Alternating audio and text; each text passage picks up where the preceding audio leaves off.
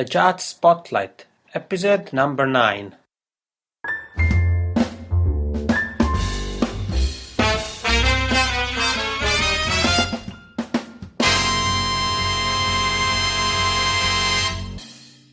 Hello everyone and welcome to the 9th episode of the Jazz Spotlight podcast. I'm Jani Lunga here from the Jazz Spotlight podcast. I hope you're having a great day. I'm having another great day and we have another great guest here for what I think we can call it a mini-series about music management and promotion.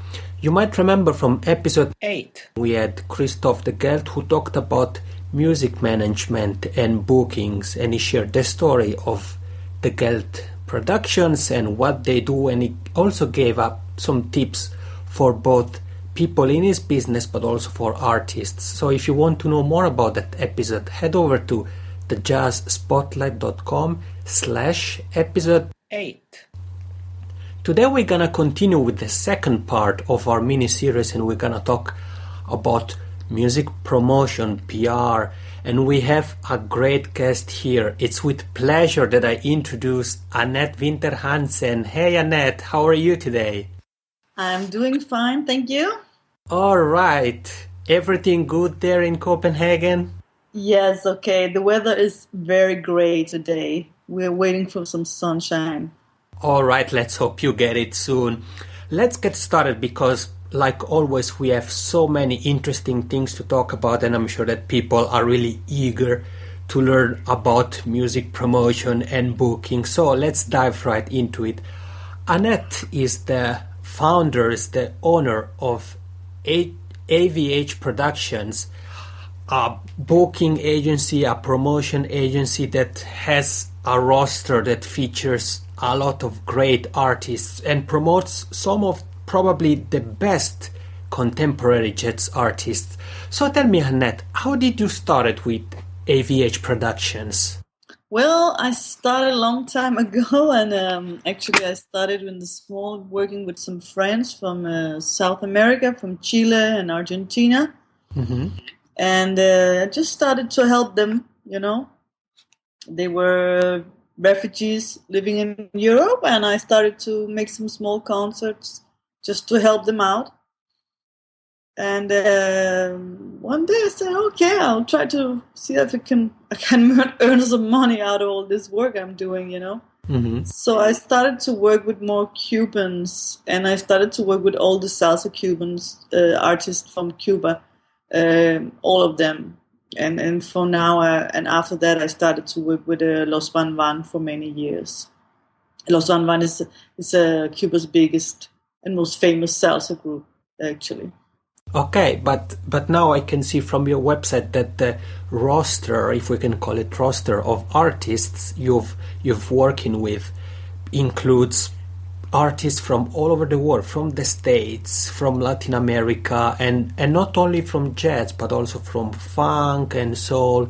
So how did you extend? You started with Cuban artists. How did you extend your roster? How did you reach out to new artists? For a long time, I was working with the Cuban artists because there also was this kind of salsa boom. And then I said, okay, I'm going to try some more. And then I just got into really working with the world music in general.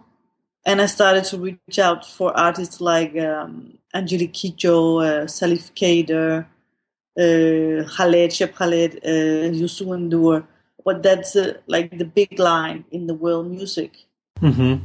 No, yeah, definitely. And I think you have an incredible roster out there. I mean, if you head over to avhproductions.com, you can learn everything about Annette and her company, and you can see also the catalog of artists. So the names she mentioned, Angelique Kidjo, Salif Keita, Maceo Parker, Kenny Garrett. So really, really an incredible roster.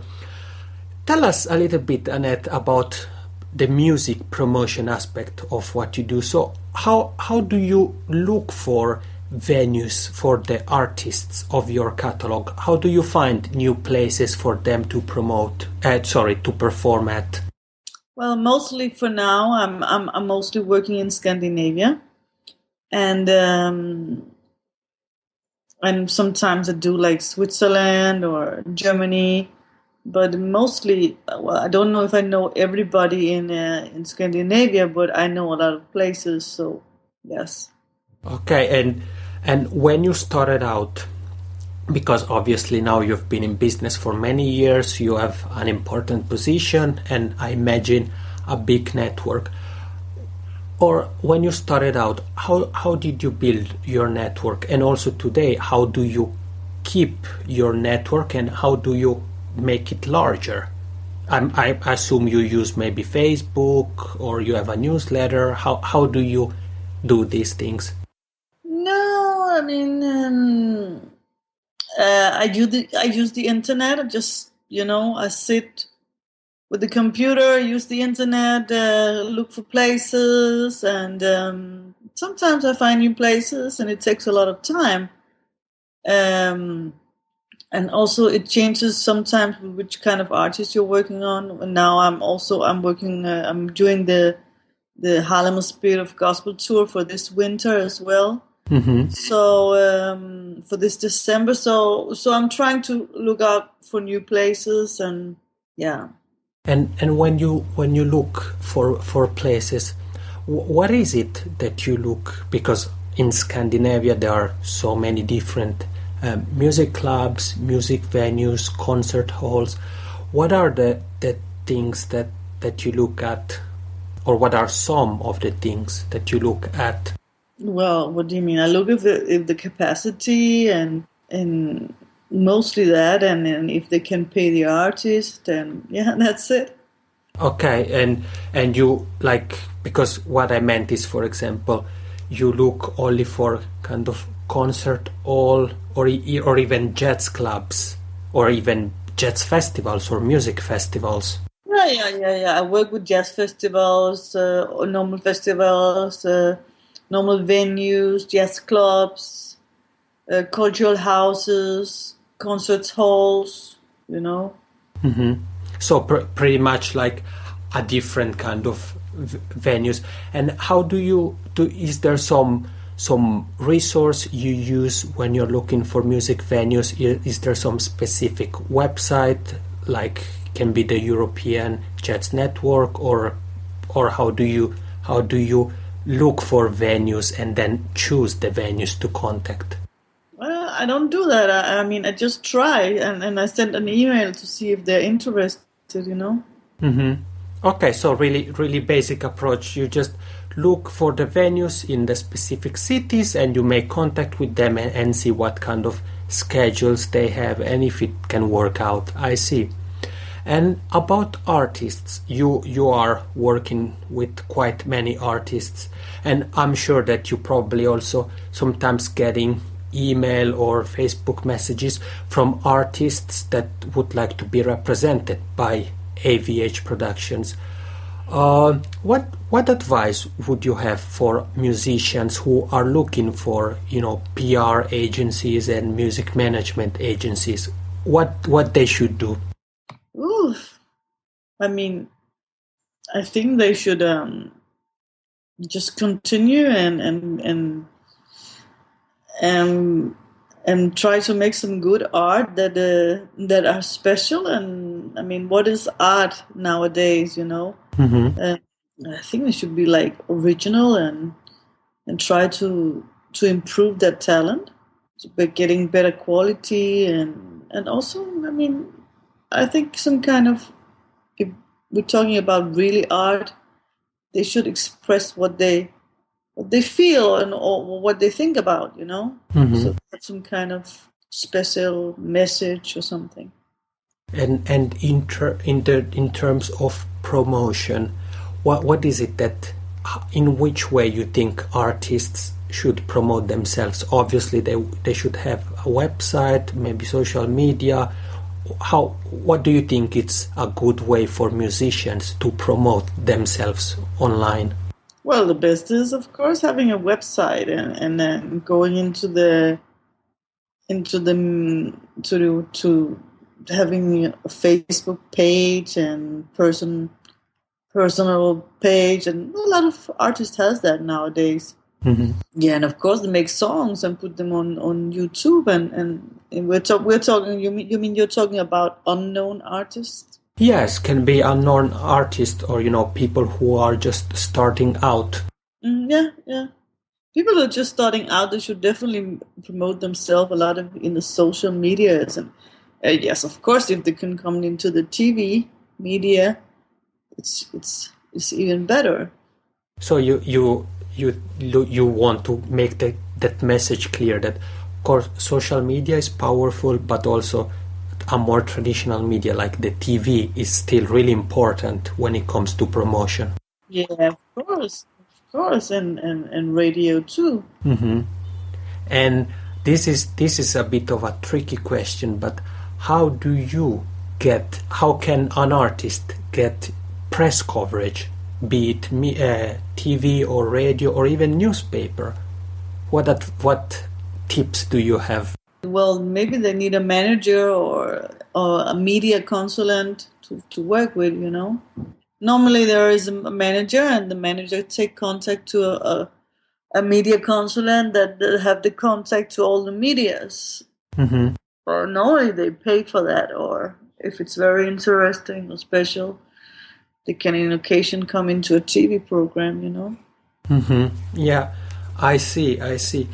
And tell me a little bit more about your company because I'm really curious. How do you find new artists for your catalog? Mm, Well, I have friends or partners around the world. They send me suggestions, and sometimes some people write to me on Facebook or and I don't know but it's difficult. I mean, there's a lot of people who want to work, of course, but it's difficult to try to make something work if it's not known, Hmm.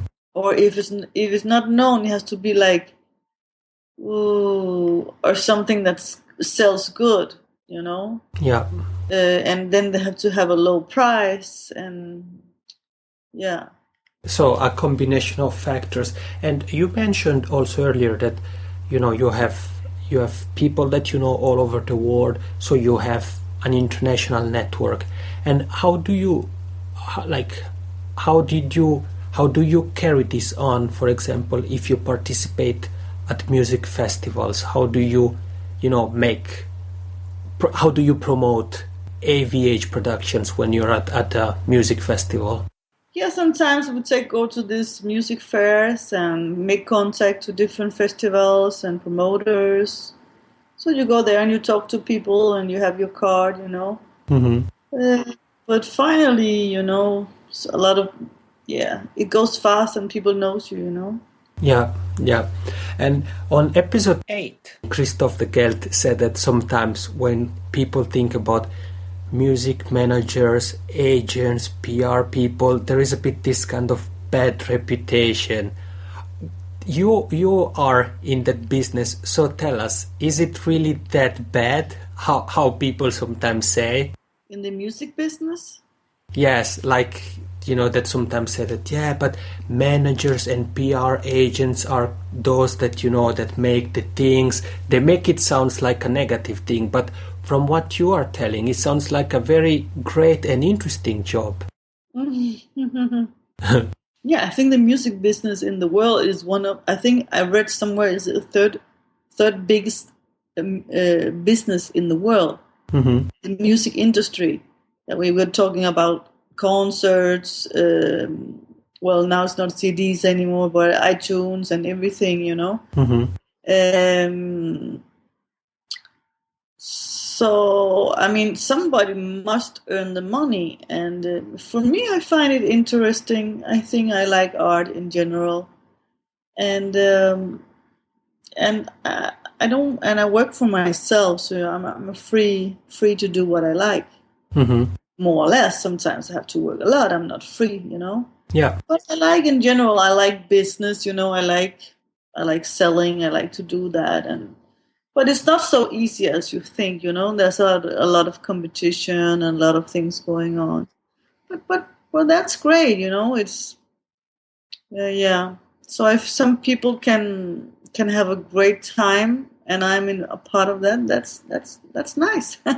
Yeah, definitely. I think must be a great feeling. Sometimes you finish, especially when it's my own concerts, and I have it here in Copenhagen, and I produced it, and suddenly you see like 1,500 happy faces, and have a dancing and laughing. You say, "Wow, I did a lot of work, but these people are happy." Definitely, definitely. And that creates some good energy and things. I like it. I like it. Yeah, yeah. All right.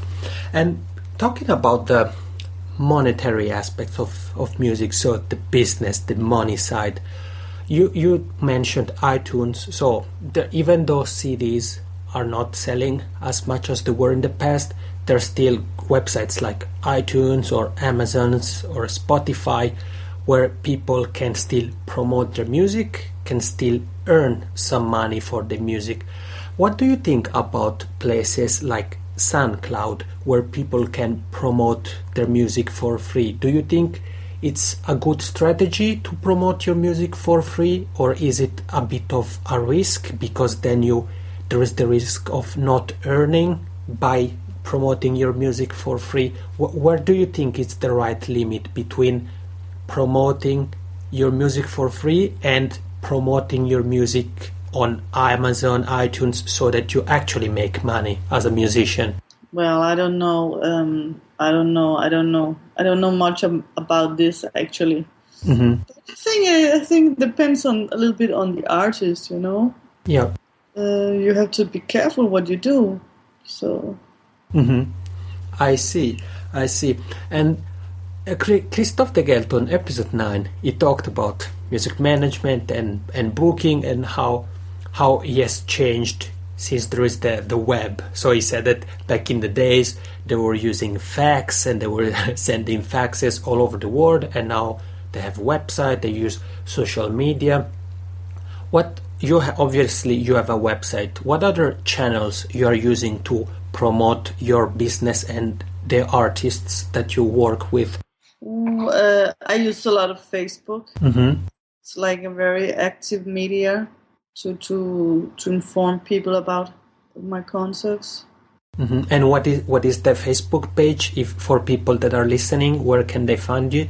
My Facebook page is AVH Productions Concerts. All right. I will make sure that we have also the link in the show notes. If people who are listening, you head over to thejazzspotlight.com/episode 9. We will have all the links to Annette's company and the Facebook page and all the other things we have been talking about. My next question for you, Annette, is this. It's a bit of a kind of advice kind of question. What advice would you give to your colleague? So people who are in the music management, the music booking and PR, what advice would you have for them? How can they do their job well? How can they improve themselves? Are there mistakes that you see some colleague of yours making? No, I don't know. No.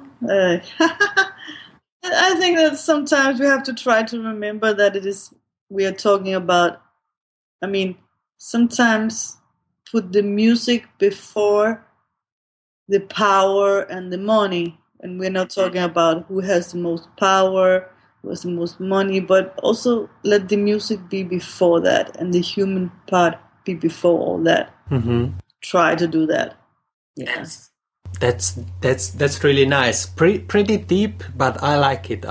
And in a way it relates with what Christoph said, because he also talked about the human aspect of the music business. So he said about the importance of having connections, to talk with people, and not to be afraid to contact even people that you might think of as competitors, people who are in your business, not to be afraid to interact with them and exchange information and this kind of thing. So I like what you said, that we should remember that music in the end, it's the first thing and it comes before everything else. And what is the best way to find you online if people would like to know more about AVH Productions and what you're doing these days? Where can people find you? Just on avhproductions.com on my website.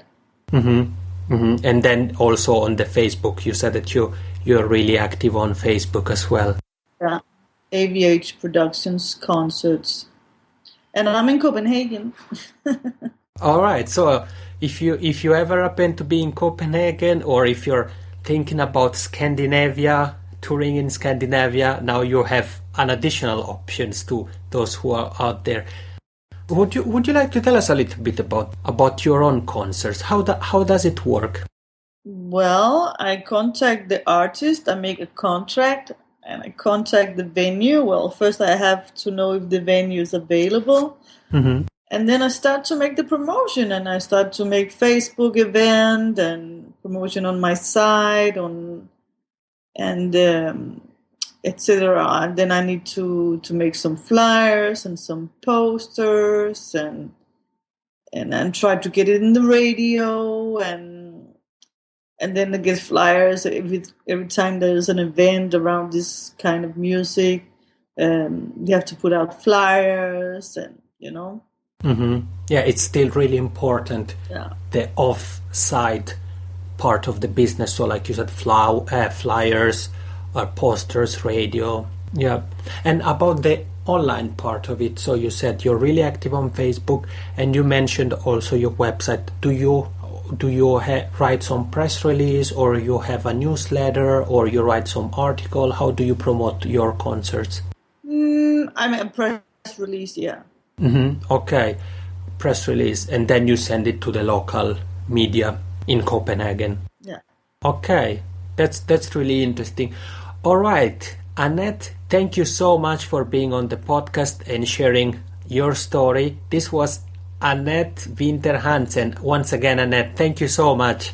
You're welcome, and I hope you have a nice day in Helsinki. All right, thank you. Okay, I hope you enjoyed the second part of this mini-series about music management and booking. That was Annette Vinther Hansen. Like always, I would like to remind you that you can find all the past episodes of the Jazz Spotlight podcast on iTunes if you go to thejazzspotlight.com/show, and also on Stitcher if you head over to thejazzspotlight.com/Stitcher, spelled Stitcher, Stitcher. In addition, the podcast can also be found on SoundCloud at The Jazz Spotlight. Just go on SoundCloud and look for The Jazz Spotlight and you will find all the past episodes there. If you have enjoyed the Jazz Spotlight podcast so far, I would like to ask you for a small favor. I would like to ask you to head on iTunes, just go to thejazzspotlight.com/show and you will be redirected to the iTunes page of the podcast and leave a review, an honest review about what you think about the podcast, and if it's helped you so far, I'm glad it did, and I would like to ask you just to leave a positive review on iTunes if you have a moment. Again, I would like also to remind you about the Jazz Spotlight newsletter that you can sign up for at thejazzspotlight.com/toolbox. Head over there, sign up, and you will get a free guide that talks about online promotion strategy, plus exclusive weekly tips and resources that will be sent to you straight to your inbox. I'm Jani Lunga, and this is the Jazz Spotlight podcast. Thank you for listening. Talk to you soon.